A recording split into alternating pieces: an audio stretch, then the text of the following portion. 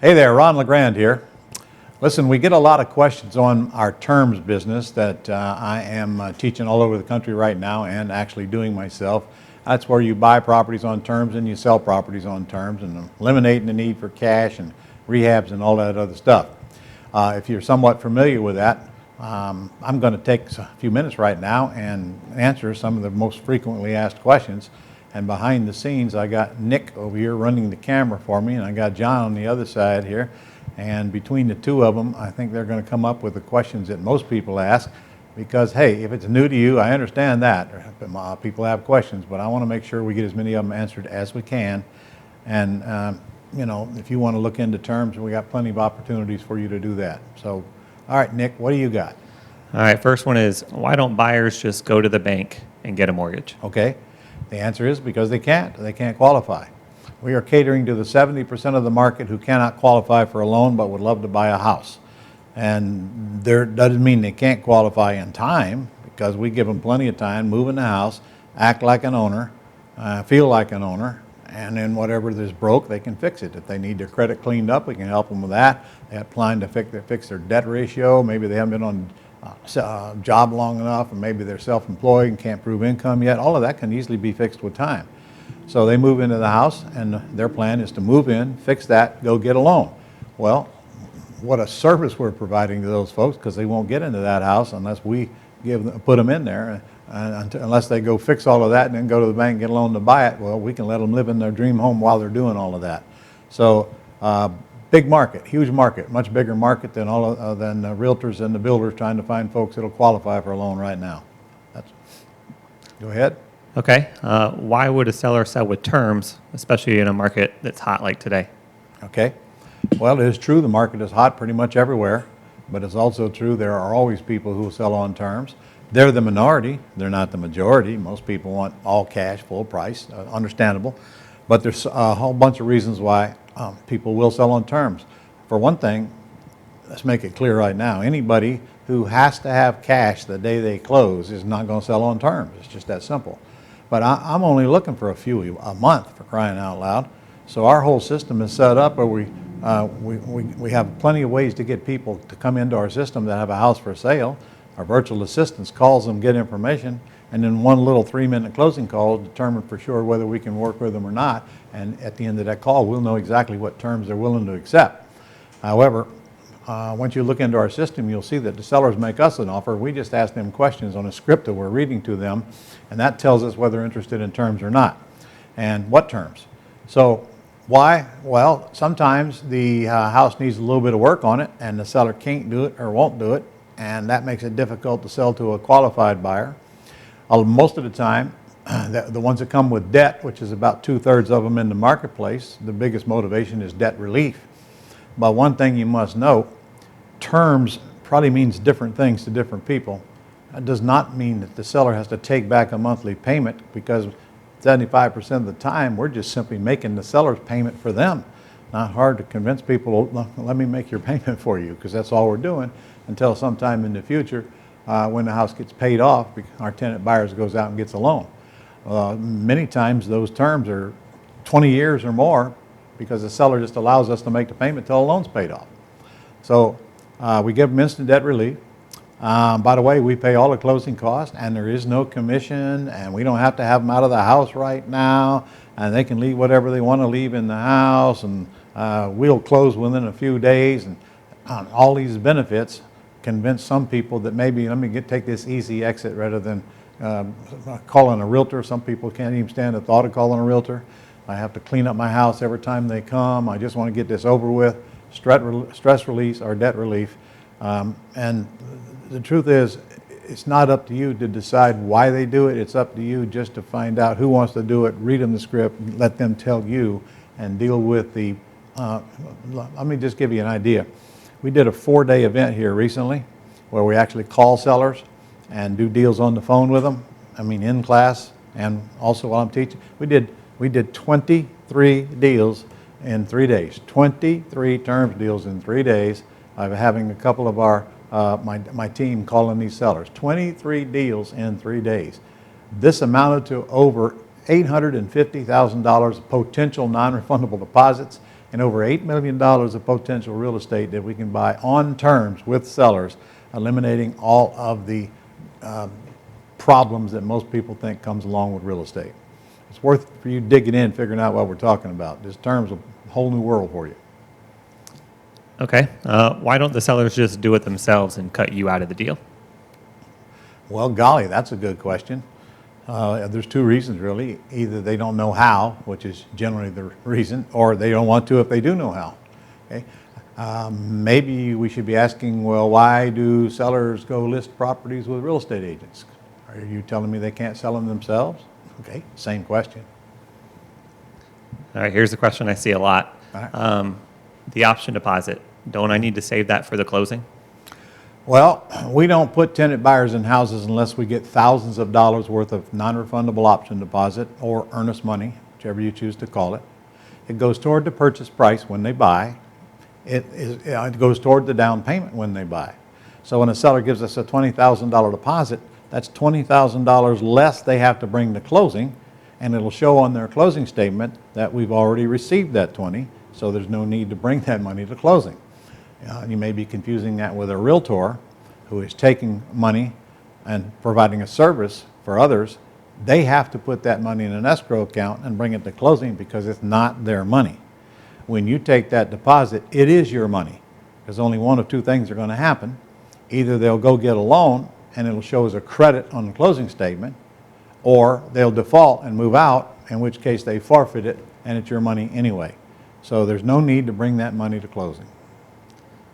All right. Do I have to pay tax on the option deposit, and if so, when?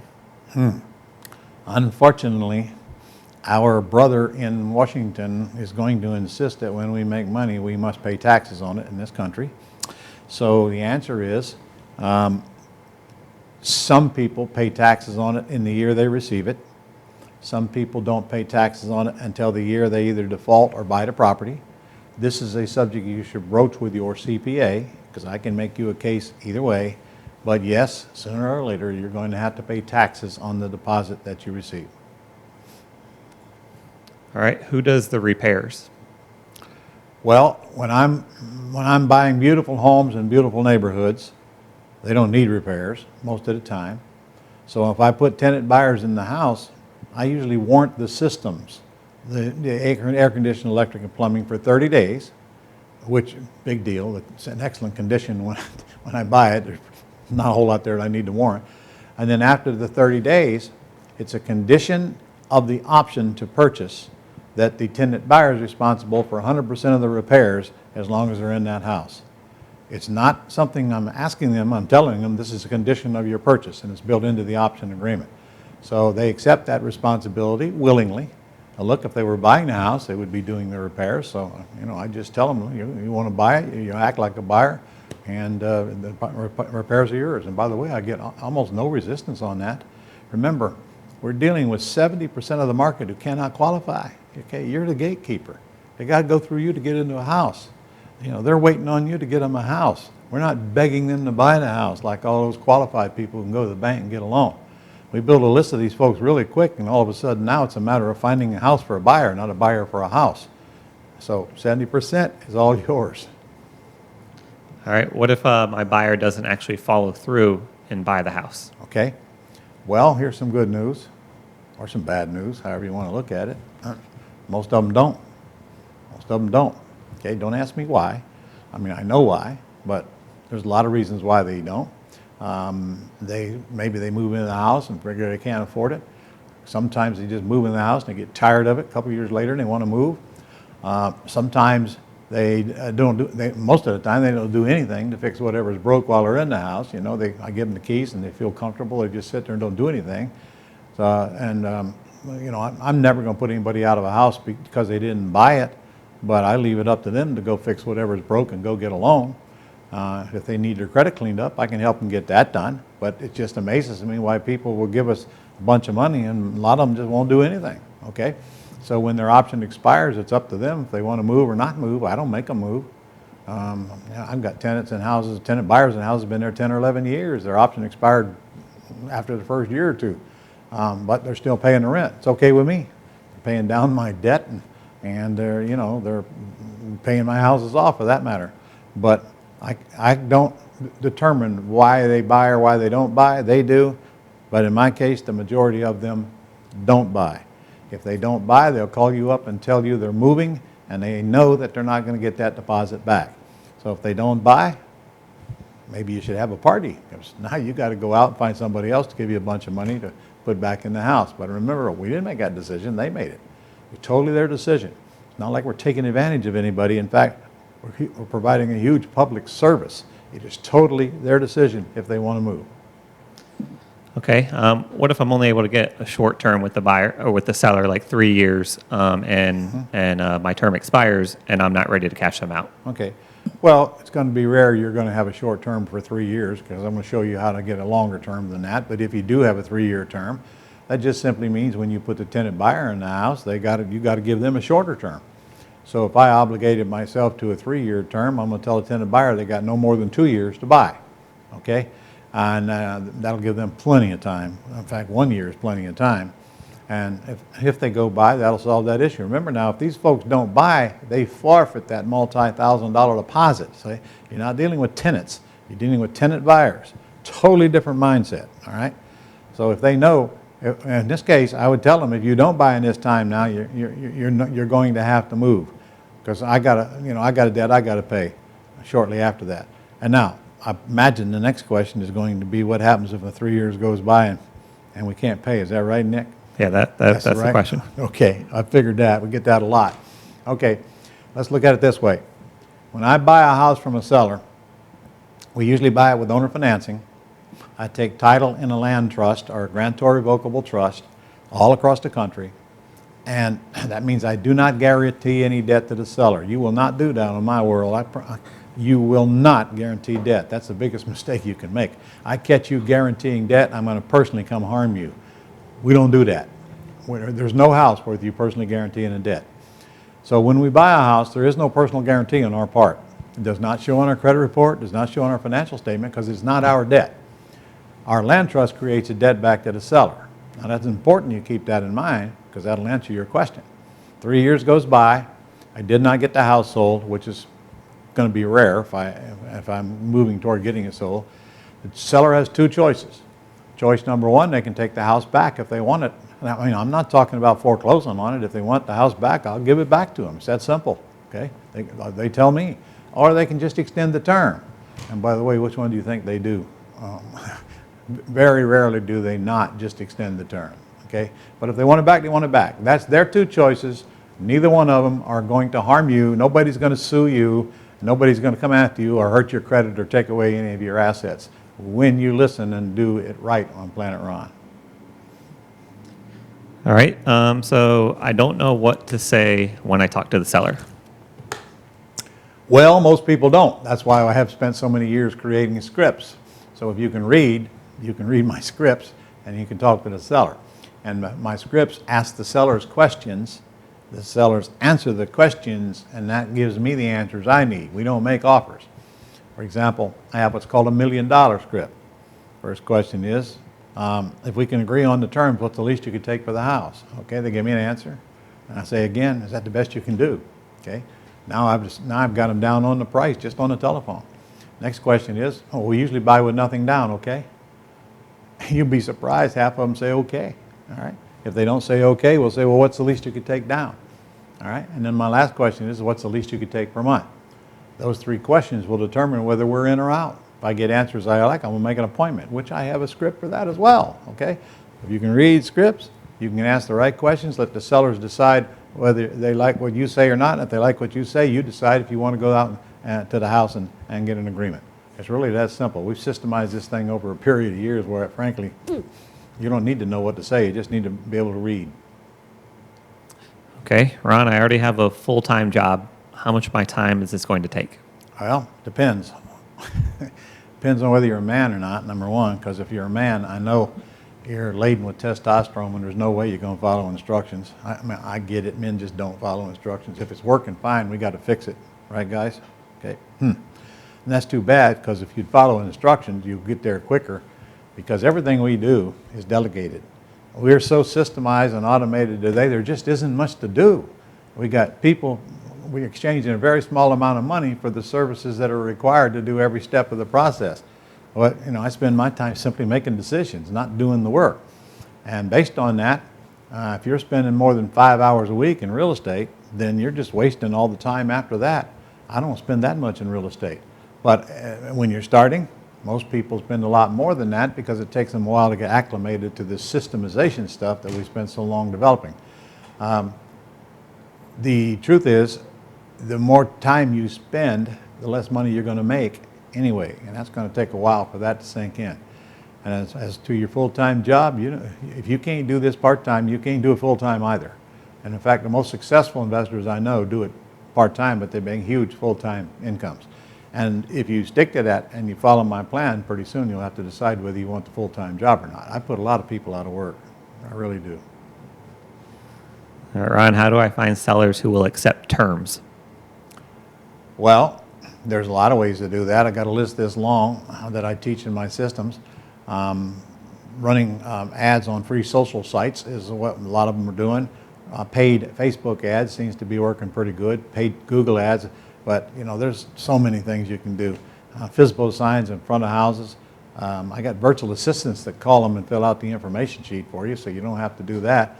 I mean, we could spend 2 hours. In fact, I just spent 3 days on just that subject, finding sellers. So if you're interested, get a hold of our office because we got a whole new course just on that.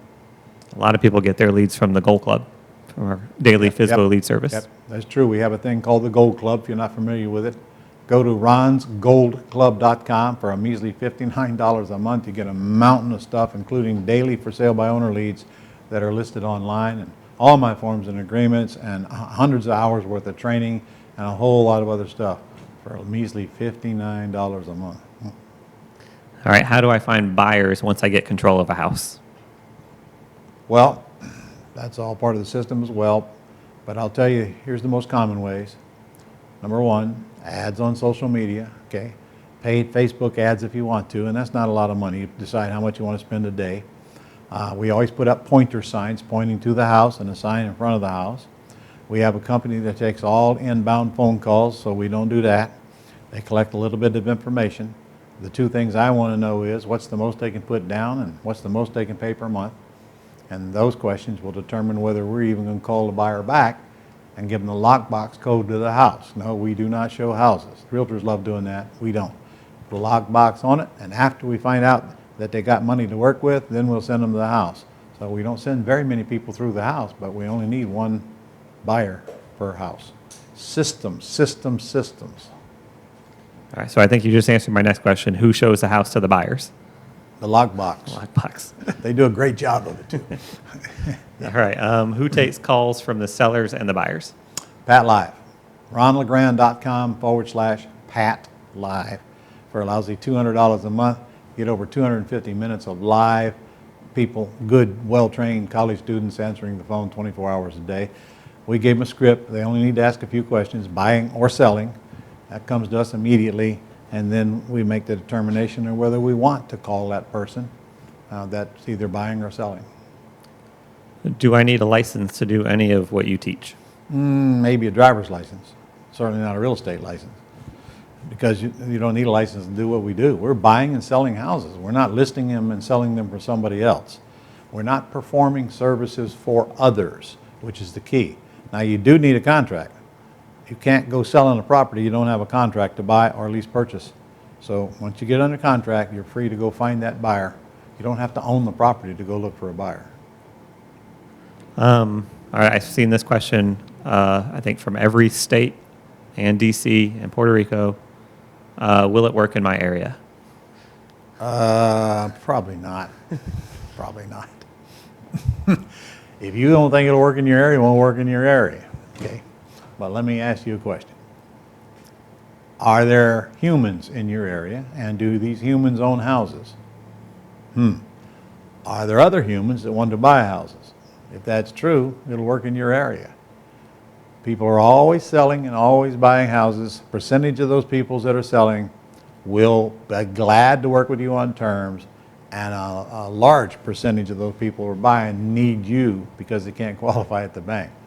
There is no reason this will not work. There is no city that it will not work in unless you say it won't. And if you listen to all the dream stealers telling you it won't, then it won't. Best thing you can do is move, because as soon as you get out of town, it'll start working. Yeah, okay, I'm being facetious. Yes, it works where you live. Even Canada, eh? Even Canada. I've got students all over Canada. All right. What can I expect my total operations cost to be every month? Well, that depends on the size of your operation. Frankly, most people start right in their house. In fact, most people stay in their house. Some of them decide to go out and get an office if they really want to grow a big business. Your operation costs are going to be around somewhere around $1,000 a month. Plus, you might want to spend some more money on advertising, but that even includes 25 hours of VA service. So very minimal operating cost, honestly. Like I used to have a restaurant. It cost me $100,000 a month just to break even in operating costs. No more of that. And here's the thing about this business. Very small operating costs, very big checks. This is what we call a high transaction business. I don't know any other business like this. And when I say very big checks, I'm talking about the minimum deal I'm going to touch is a $20,000 immediate upfront profit, or I don't even want to mess with it. And many of them are much larger than that. All right. I'm really worried about what will happen if my tenant buyer doesn't pay. What do I do if this happens? Well, probably have a party, because if they don't pay, that means they're going to move out and they're going to forfeit these thousands of dollars that they've given you. Look, when they give you this deposit up front, it is non-refundable. You're going to close with an attorney, and he's going to make it very clear it's non-refundable and put it in writing and document everything. Everything. So this tenant buyer is very clear. If they don't buy, they forfeit this money. Okay? So what's going to happen, much to your surprise, is most of them are just going to call you and apologize for not being able to buy the house. They know they're going to leave that money behind. Okay? They're not tenants, they're tenant buyers. Totally different mindset. And they'll leave the house clean most of the time as well. So if they don't buy, you get to go do it again. It's kind of like going out and buy another house without having to buy another house. Okay? You just go out and collect another big deposit. I've got several houses right now. I'm on my 5th or 6th tenant buyer. So it's a good thing. All right. I know this is a big answer for a short question, but I see it a lot. Just starting out, what do I need to do step by step to get started? Well, if you're going to start, you need to get a little bit of training, or you're not going to get very far. That's ugly, but that's true. Okay. I really don't make any difference what business you're starting in. You better get some training from somebody qualified to teach you the ins and outs of that business, or your chances of success are very, very small. Okay. And this training comes in all shapes and sizes. There's a lot of free stuff on the internet, but usually you're going to get exactly what you paid for. We got plenty of free stuff on our Gold Club site and on our website, ronlegrand.com. But if you're going to get trained, you need to get into a training module, a training system, and we've got courses that'll do that, and we've got live events that'll do that, and we've got one-on-one mentoring to work with you after you've had some training, literally for 6 months, to make sure you get checks. So starts with training, and then when you get to training, you'll see that the steps are laid out, 1, 2, 3, 4, 5. You just follow the steps. And now, in our case, the implementation is already in place for you, because we've got everything you need to do you don't have to go out and find anything if you come into Ron's world. Everything is already set up for you before you even leave the training. So literally, you just got to make sure it all works and watch over the people that are doing the stuff for you, and make a few phone calls a week and a few visits to houses in a month, and you'll see how fast this thing will work for you. All right. One other question I was thinking of that I didn't have written down here was I see a lot as competition. Isn't there a lot of competition? You know, you teach a lot of students. Should I be worried about competition in my area, especially if I'm in a small market? Perhaps you could show me a business where there's no competition. I don't know of any. In fact, competition does not bother me. It has never bothered me. I'm so busy doing deals, I don't care what they're doing. They worry more about me than I am about them. And the truth is, you're rarely going to run across anybody that's doing the same thing the same way at the same time that you're doing it anyway. Most of the real estate investors out there, they're just doing their own thing. If I were you, I wouldn't worry about competition. In fact, I bought an awful lot of deals from my so-called competition. I train my competition. I don't care. They don't bother me one bit. Never have. All right, that's all I got right now. Okay. John, you got any? Huh? Okay, go for it, man. Okay. Work me to death here. What about Dodd-Frank? What about it? Well, didn't Dodd-Frank make this whole business No. model illegal? No, it does not. In fact, I probably know more about Dodd-Frank than Dodd or Frank. I've had 4 attorneys investigate it. I got 4 different opinions on it. I read it myself. And frankly, the only thing that applies to us is if we're selling with owner financing, and then we got to do a bunch of deals a year for it to even matter. And we're exempt from Dodd-Frank. And I'm telling you, it's not something for you to worry about unless you're selling with owner financing. I'm not selling with owner financing. I'm putting lease option tenant buyers in the house unless I live in Texas. And then if you live in Texas, you can quickly get acquainted. In fact, we have an attorney in Texas. If you go on our website, you'll find an attorney in Dallas that will close deals for you in Texas and has done thousands of them. And you can get acquainted with all that rules when you have a discussion with him. Other than that, we're lease optioning. We're not selling with owner financing. Dodd-Frank is totally irrelevant. Okay, I got one more. Okay? My attorney tells me that we can't do land trusts here where I live. Okay. I've heard that before. All that means is your attorney doesn't understand land trust. You refer to them as grantor revocable trusts and you probably get a better reaction. And if they don't understand them, you got 2 choices. Just take title in an LLC or go get an attorney who's better, more knowledgeable about land trust. And they're not hard to find. Any good real estate closing attorney should understand grantor revocable trust. But it's not the end of the world if they don't, okay? Should not stop you from doing deals. Okay, by the way, there's plenty of lessons on land trust on my Gold Club site, ronsgoldclub.com. $59 a month, quit anytime you want. By the way, you asked me, where's a good place to start? That's a really good place to start. Tons of training on there. So if you guys are out of questions then, our frequently asked questions session is over. Is it not? Yep. Okay. Well, thank you for watching. I hope to see you soon. We got live events and virtual events. Now, if you're just getting started and you want some good information, I got a couple of choices for you actually.